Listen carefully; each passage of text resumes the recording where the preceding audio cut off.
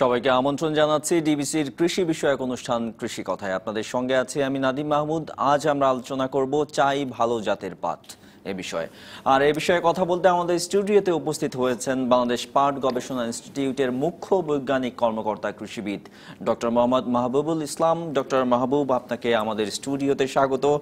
আপনার কাছে জানতে চাই যে পাট একসময় আমরা রপ্তানি করতাম, প্রচুর পরিমাণে বৈদেশিক মুদ্রা অর্জন করতাম, কিন্তু সেই ধারা একসময় থেমে যায় এবং পাটের জাত দিন দিন খারাপ হতে থাকে, উৎপাদন কমে যায়।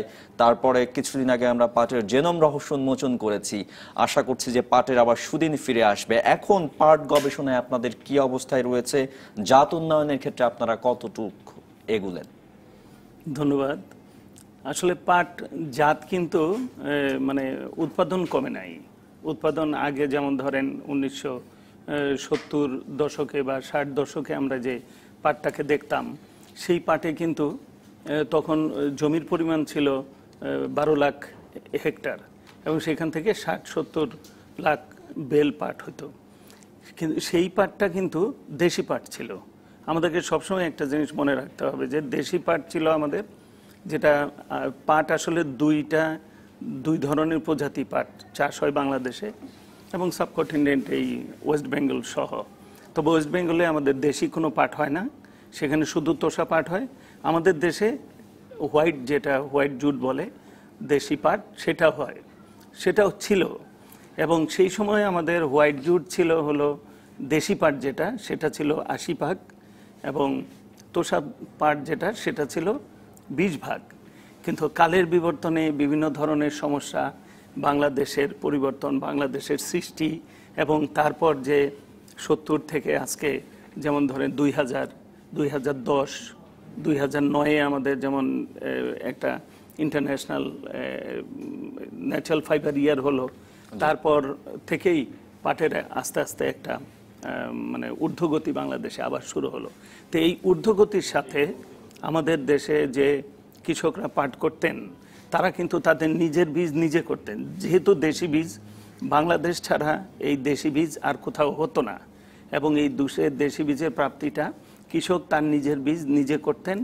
এবং বাংলাদেশের যে বাংলাদেশ পাট গবেষণা তখন বীজ দিত, এবং সেই বীজের সক্ষমতা ছিল তখন 30% আমাদের পাবলিক সেক্টর সরকারি প্রতিষ্ঠান থেকে আমরা প্রায় 30 ভাগ বীজ দিতে পারতাম। এরপর এই যে পরিবর্তনগুলি হলো, বর্তমানে এই অ্যাট প্রেজেন্ট আমরা যে অবস্থানে আছি, এখন কিন্তু প্রায় 90 ভাগ হলো তোষা পাট। কেন? যে আমাদের চাষিরা পাটটাকে ভুলে গেছিল।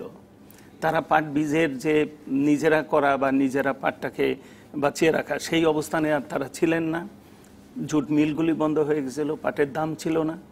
কিন্তু বর্তমান সরকারের যে আবার যে এইদিকে উদ্যোগ, মাননীয় প্রধানমন্ত্রী এবং আমাদের যে কৃষিমন্ত্রী মতিয়া চৌধুরী, ওনাদের যে ঐকান্তিক যে আগ্রহ, তার থেকে পাটটাকে কিন্তু আবার সেই অবস্থানে ফিরে আসার উপক্রম হয়ে গেছে। আমি বলি, কেন বলি, যে বর্তমানে কিছু উন্নত প্রযুক্তির মাধ্যমে পাট চাষ হচ্ছে, এবং সেই জন্যই কিন্তু জমির পরিমাণ যেখানে 12 লাখ হেক্টর থেকে 4 লাখ হেক্টরে চলে আসছিল, সেই জমি কিন্তু আজকে 8 লাখ হেক্টর, এবং তার থেকে উৎপাদন হচ্ছে প্রায় 80 লাখের উপরে, 80 লাখ বেলের উপরে পাট।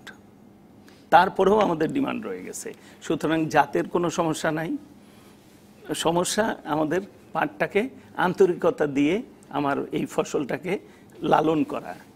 জলবায়ু পরিবর্তনের কারণে আমাদের এক এক অঞ্চলে এক এক ধরনের মাটির যেমন গুণাগুণ রয়েছে, পানির প্রাপ্যতাও রয়েছে এক একভাবে। উত্তরাঞ্চলে যেমন পানির স্বল্পতা রয়েছে, সেখানে পাট কিভাবে আরো সম্প্রসারিত করা যায় সে বিষয়ে আপনারা কোনো গবেষণা করছেন কিনা, কিংবা কম পানিতে যে পাট হতে পারে সেই ধরনের কোনো গবেষণা আপনাদের আছে? জি, সেটা হচ্ছে। এখন পাটটা তো আগে ছিল মধ্যম নিচু এলাকার, যেখানে একটু পানি যায়, যেখানে পানি থাকতো। আমাদের যেমন হারভেস্টেড যখন পাটটা কাটার সময় হতো, তখন অলরেডি পাটের নিচে পানি চলে আসতো, কোথাও বুক পানি, কোথাও হাঁটু পানি, কোথায় অল্প পানি, এবং সেইখান থেকে কিন্তু সবচেয়ে ভালো পাট আসতো, সেটা ছিল হোয়াইট জুট। কিন্তু এখন আবার আমাদের যেহেতু পানি সহ্য করতে পারবে না তোষা জুট, এই তোষা জুট আমরা পাই বেশিরভাগই আসে হলো আমাদের এই প্রতিবেশী দেশ থেকে। আমাদের এটা অভ্যস্ত হয়ে গেছি আমরা এখন আমাদের সক্ষমতা তৈরি করতেছি আমাদের নিজেদের বীজে আমাদের দেশকে আবার সেইভাবে স্বয়ংসম্পূর্ণ করা যায় কিনা।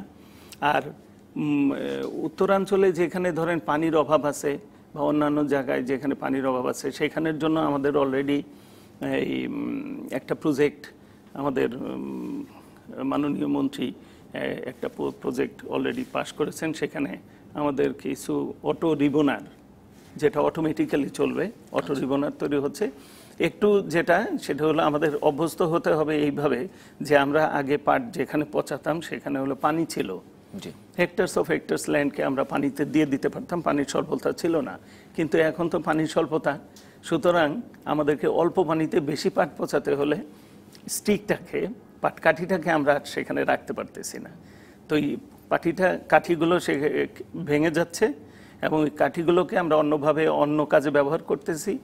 প্লাস হলো এই যে পাটের ছালটা আসে, এটাকে রিবন বলা হয়, এই রিবনটাকে আমরা আলাদাভাবে অল্প পানিতে বেশি পরিমাণের পাট পচানোর ব্যবস্থা যে উন্নয়ন সেটা মোটামুটি ঘটানো সম্ভব হয়েছে।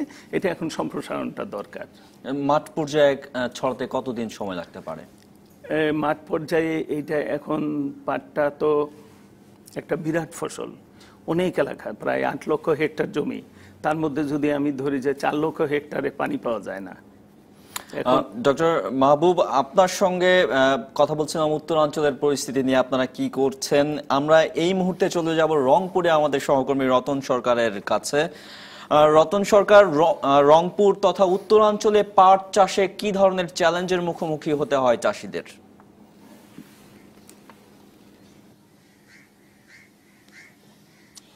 ধন্যবাদ।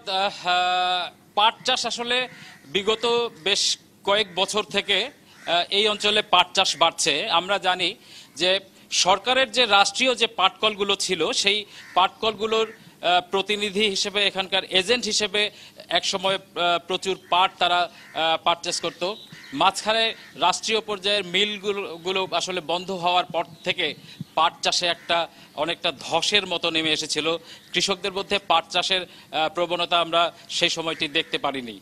কিন্তু গত কয়েক বছর ধরে আমরা দেখেছি যে এই অঞ্চলে, আমি রংপুরের কথা বলি, গত 4-5 বছরে এখানে 15টির মতো পাট কল হয়েছে এবং যার কারণে কিন্তু এখন পাটের ব্যাপক চাহিদা সৃষ্টি হয়েছে এই অঞ্চলে।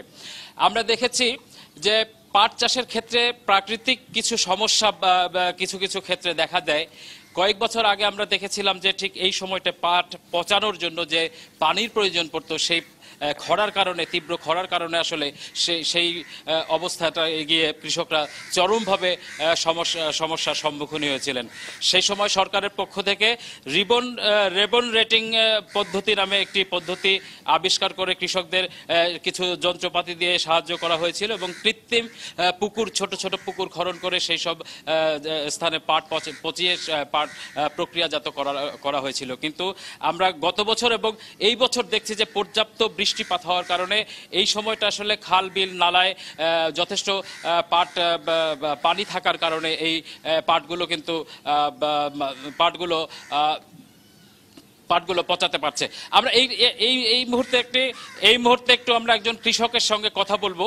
আসলে এখানে সবচেয়ে বড় যে সমস্যাটা হয়ে থাকে যে পাটের বাজার নিয়ে, এখানে মধ্যস্বত্বভোগীদের কারণে আসলে পাট যারা কেনেন তাদের সঙ্গে একেবারে উৎপাদক পর্যায়ের কৃষক যারা, তাদের সঙ্গে কিন্তু এই দামের একটু পার্থক্য হয়। তো আমরা একটু জানতে চাবো যে আপনার কাছে, আমরা এই যে পীরজাবাদের কৃষক আকবর ভাই, আমরা একটু জানতে চাচ্ছি যে পাটের দামের অবস্থাটা কি হয়। আপনি একটু বলছিলেন পাটের দাম সম্পর্কে। 1200 টাকা হয় প্রথম অবস্থায়, 1200 টাকা পান। তো এই 1200 টাকা দিয়ে কি মানে আপনার খরচটা ওঠে? খরচ ওঠে না, কম হয়।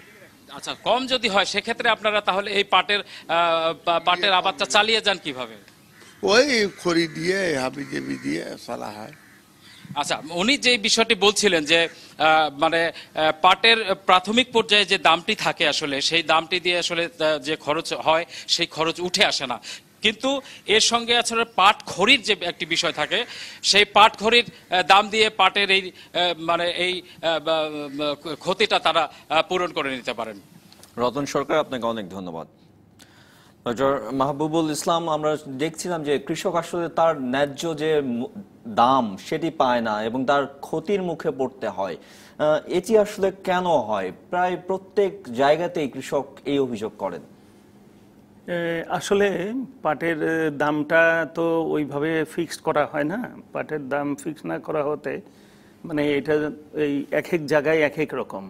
এখন ধরেন যে পাটটা আমাদের সাধারণত কিন্তু একটা বাস পাট উঠে 90 দিন বয়সে, পাট তো সাধারণত 100 থেকে 120 দিন বয়সে পাটটা কাটা হয় ক্রপিং প্যাটার্ন বা প্যাটার্ন অনুযায়ী।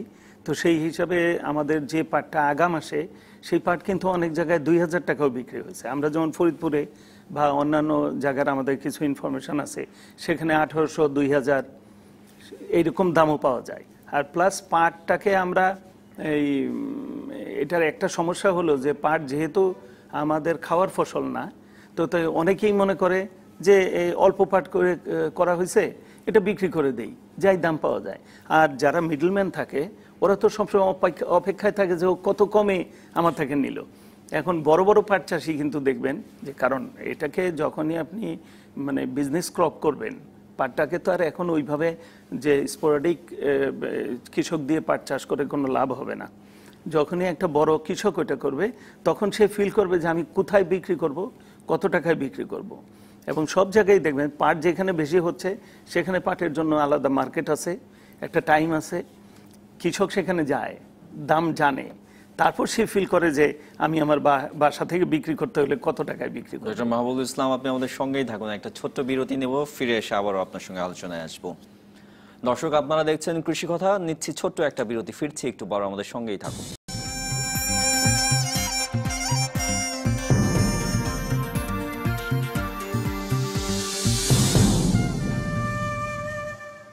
বিরতির পর স্বাগত আরেকবার। আজ আমরা আলোচনা করছি চাই ভালো জাতের পাট এ বিষয়ে। আমাদের সাথে আছেন বাংলাদেশ পাট গবেষণা ইনস্টিটিউটের মুখ্য বৈজ্ঞানিক কর্মকর্তা কৃষিবিদ ডক্টর মোহাম্মদ মাহবুবুল ইসলাম। সম্ভাবনা থাকার পরেও ভালো বীজ আর সঠিক পরামর্শের অভাবে দিন দিন পাট চাষে আগ্রহ হারাচ্ছেন বগুড়ার কৃষকরা। রয়েছে পাটের দাম নির্ধারণ নিয়েও জটিলতা। কৃষকদের অভিযোগ, পাট চাষে তারা পান না কোনো ধরনের সরকারি সহযোগিতা। তবে এবছর জেলায় পাট চাষে লক্ষ্যমাত্রা ছাড়িয়ে যাবে বলে দাবি করেছে কৃষি বিভাগ। বগুড়া সারিয়াকান্দি উপজেলায় যমুনার পানি বাড়ায় এবছর পাটের আবাদ ক্ষতিগ্রস্ত হয়েছে প্রায় 2000 হেক্টর জমিতে। প্রতি বছর জেলার 12 উপজেলায় কম বেশি পাট উৎপাদন হলেও কৃষক পর্যায়ে পাট চাষ ও বীজ সম্পর্কে কৃষি বিভাগের পরামর্শ ও সহযোগিতার অভাবে উন্নত জাতের পাট উৎপাদন সম্ভব হচ্ছে না বলে অভিযোগ কৃষকদের।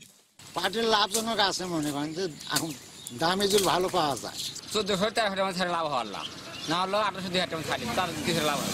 সরকার যদি কিছু কৃষি গবেষণা থেকে কিছু যদি সহযোগিতা করে তাহলে কৃষক আরো অনেক সুবিধা পায়, তা তো আমরা পাই না। পাট চাষের উন্নয়নে কৃষকদের প্রশিক্ষণ, আধুনিক প্রযুক্তির ব্যবহারের মাধ্যমে পাটের উৎপাদন বাড়ানোর দাবি জেলার পাট ব্যবসায়ীদের। এছাড়াও পাটের ন্যায্য মূল্য নির্ধারণ এবং পাটজাত দ্রব্য সামগ্রী রপ্তানির বিষয়ে আরো জোর দেওয়ার পরামর্শ তাদের। পাটের ন্যায্য মূল্য নির্ধারণ করতে হবে এবং কৃষকের মাধ্যমে পাট প্রযুক্তি উৎপাদন প্রযুক্তিতে কৃষকের মাধ্যমে দিতে হবে। পাট বা পাটজাত দ্রব্যগুলো যদি বাহিরে বিদেশে রপ্তানি করার ব্যবস্থা করেন তাহলে হয়তো পাটের উপর আমাদের কৃষকের চাহিদা বাড়বে। পাট চাষে কৃষকদের বীজ সরবরাহ সহ নানা বিষয়ে সহযোগিতার কথা জানান জেলা কৃষি বিভাগের কর্মকর্তা। এরই মধ্যে জেলায় পাট চাষের লক্ষ্যমাত্রা অর্জিত হয়েছে বলেও জানান তিনি। চাষিরা বর্তমানে পাট জাগ দিচ্ছেন এবং আঁশ অত্যন্ত ভালো পাচ্ছেন বলে আমরা খবর পেয়েছি। পাট চাষের চাষিদের যে কোনো ধরনের সহযোগিতা এবং তাদের যে কোনো রকম প্রশিক্ষণ আমরা দিয়ে আসছি এবং আমরা ভবিষ্যতে আমরা দিতে থাকব। এবছর জেলায় পাট চাষের লক্ষ্যমাত্রা নির্ধারণ করা হয়েছে 15,500 হেক্টর জমিতে। দেশি, তোষা এবং মেস্তা জাতের এসব পাটের মান ঠিক থাকলে উৎপাদিত পাটের বাজার মূল্য দাঁড়াবে প্রায় 120 কোটি টাকা। Rakib Jewel, DBC news, Bogura. আবারও আমরা আলোচনায় ফিরছি। আপনার কাছে জানতে চাই যে চাষের ক্ষেত্রে চাষি যখন চাষ করে পাট, তার বীজ চেনা একটা গুরুত্বপূর্ণ বিষয়। কোন জাতের বীজ সে বাছাই করবে, বপন করবে, সেই বিষয়ে কৃষকের উদ্দেশ্যে আপনার পরামর্শ কি থাকবে? কৃষকের উদ্দেশ্যে প্রথম পরামর্শ হলো যে আমরা চাই, আমরা যেহেতু আমি পাট গবেষণা ইনস্টিটিউটে চাকরি করি, আমাদের বেশ ভালো ভালো জাত আছে আমাদের। প্রায় ধরেন এই মানে আমাদের প্রথম থেকে পাট গবেষণার শুরু থেকে আজ পর্যন্ত প্রায় 40টার উপরে পাটের জাত আছে, পাট এবং অন্যান্য আঁশ জাতীয় ফসলের। বিশেষ করে পাটের যে দুটা জাত, এটার মধ্যে প্রায় 20টি জাত আছে এই দেশি এবং তোষা পাটের। সুতরাং চাষি বীজ যদি বাংলাদেশের বীজ যদি না পায়, যেমন আমাদের ফাল্গুনী তোষা আছে 09897, CBL1 আছে আমাদের দেশি পাট, তোষা পাট হলো 09897, তোষা পাটের আরও অনেকগুলো জাত বের হয়েছে আমাদের, তোষা 4, তোষা 5, 6। এখন এই যে বীজগুলোকে, যদিও আমাদের একটা ম্যান্ডেট আছে যে আমরা কৃষকের কাছে এগুলোকে পৌঁছাতে হবে, কিন্তু তার সঙ্গে আমাদের কিছু প্রাতিষ্ঠানিক সম্পর্কের ব্যাপার আছে। যেমন সেই পাটটা আমরা আমাদের NSBর মাধ্যমে পাট বীজটাকে ভ্যারাইটি আকারে অনুমোদন নেই সরকারের। তারপর সেই বীজটাকে আমরা আমাদের যে ব্রিডিং ডিভিশন আছে সেখানে জেনেটিক রিসোর্স আছে, সেখানে এই পাটের বিডের সিডটা তৈরি হয়, প্রজনন বীজ। সেই বীজটা আমরা দেই হলো BADC-কে। BADC তখন এই পাট বীজটাকে মাল্টিপ্লাই করে এবং তারা সার্টিফাইড সিড হিসাবে কৃষক পর্যায়ে বিতরণ করে। এখন কৃষককে সবসময় ফিল করতে হবে, যেন মনে করতে হবে যেন উনি একটা ভালো পাট বীজ পেলেন কিনা, সেই বীজটার জার্মিনেশন আছে কিনা, সেই বীজটার কতটুকু মানে তার মাঠে গজানোর ক্ষমতা আছে, সেটুকু একটু পরীক্ষা করে নিতে হবে। সে কিভাবে পরীক্ষা করবে? সেটা পরীক্ষা করার হলো কি, যদি আমাদের দেশের বীজ হয়, BADC-র বীজ হয়, অথবা অন্য দেশের বীজ, যেটা আমরা নেইবার কান্ট্রি থেকে আমরা যে বীজ পাই, এটা আমাকে মানতেই হবে, যেহেতু আমাদের প্রায় 10% বীজ আমরা দিতে পারি। কৃষক পর্যায়ে যদি আরও 10% বা 20% হয়, তারপরেও আমরা প্রায় 70% পাট আমাদের কিন্তু পাট বীজ কিন্তু আমাদের আনতে হচ্ছে। তবে ছোটোখাটো কিছু পরীক্ষা আছে যে 100 বীজ সেখান থেকে 100 বীজ নিল কেনার পরে, তারপর সেই বীজটাকে সে যদি একটা মাটির শানকি অথবা যে কোনো একটা কিছুর উপরে একটা কাপড় দিতে পারে, পুরান একটা ভালো কাপড় দিতে পারে, অথবা একটা পেপার, নিউজ পেপার দিয়ে একটা হালকা পানি দিয়ে দিল, যেন কাপড়টা বা পানিটা যেন জাস্ট পানিতে ভিজা থাকে, তার উপরে বীজগুলি ছড়াই দিল। তবে একটা গুনতে হবে যে সে কয়টা বীজ দিল, সেখান থেকে তাকে জানতে হবে যে সে শতকরা কয়টা বীজ গজালো। এই 1 দিন 2 দিন পরেই 2 দিন পরেই দেখা যাবে যে তার বীজগুলি গজায় গেছে। যদি দেখা যায় যে 80% বীজ গজায় গেছে, তখন সে ফিল করবে যে না, আমার এই বীজটা ভালো বীজ। এই যে বীজে যে বিশাল পরিমাণে ঘাটতি রয়েছে, প্রায় 70% বীজ আমরা আমদানি করি, এই বীজে আমরা স্বয়ংসম্পূর্ণ হব কবে? বীজটা আমাদের জন্য স্বয়ংসম্পূর্ণ হওয়াটা একটু সমস্যা, তবে সরকারি অনেক প্রতিষ্ঠানের অনেক উদ্যোগ চলতেছে। বীজটা কিন্তু মেইনলি সরকারি লেভেলে বীজ করে হলো আমাদের কৃষি উন্নয়ন কর্পোরেশন, BADC। আর তাছাড়াও আমরা কিছু বীজ আমাদের নিজের মতন করে, কারণ কি বীজের দরকার হলো 5,500 কেজি টন। এখন 5,500 টন, সেই জায়গায় আমাদের এখানে ধরেন 1,000 টনও করা খুব কঠিন হয়ে যায়। তো সেই হিসাবে যেহেতু ওই সিজনটা, পাটের বীজের সিজনটা হলো হাই ভ্যালু ক্রপের জন্য, সে তখন ভেজিটেবল হয়, শীতের অনেক ফসল হয়, তার সঙ্গে পাট বীজটাকে কম্পিটিশন করাটা খুব কঠিন হয়। আগেকার আমলে কৃষকরা কিন্তু যারা দেশি বীজ করতেন, বাধ্য হয়ে করতেন। তারা কেন? যে বাজারে দেশি বীজ পাবেন না, তখন ওনারা কিন্তু কর্নারের একটা প্লট রেখে দিতেন বীজটা করার জন্য। কিন্তু এখন যেহেতু কৃষকের ধার প্রান্তে চলে আসে ডিলাররা বা দোকানিরা বিক্রি করার জন্য, সেই হিসাবে তারা বীজের অ্যাভেলেবিলিটি পায়। এখন আমাদের যে সক্ষমতা, আমাদের BADC-র সক্ষমতা বাড়াতে হবে। আমাদের পাট গবেষণা ইনস্টিটিউটে আগে ছিল এই বীজের যে ডাইরেক্টরেটটা আমাদের পাট গবেষণা ইনস্টিটিউটে ছিল, এটা গত 1988 সালে সরকারি সিদ্ধান্তে সেটি আবার চালু করার উচিত বলে আপনি মনে করছেন? একটা অংশ যদি হয়, তাও জুট রিসার্চ বাংলাদেশ পাট গবেষণায় বীজ ক্ষেত্রে একটা অবদান রাখে। ডক্টর মোহাম্মদ মাহবুবুল ইসলাম, আপনাকে অনেক ধন্যবাদ আমাদের সময় দেওয়ার জন্য। ধন্যবাদ। এই ছিল আমাদের আজকের কৃষি কথা আয়োজনে। আগামীকাল কথা বলবো আম রপ্তানি নিয়ে। সঙ্গেই থাকুন 24 ঘন্টা।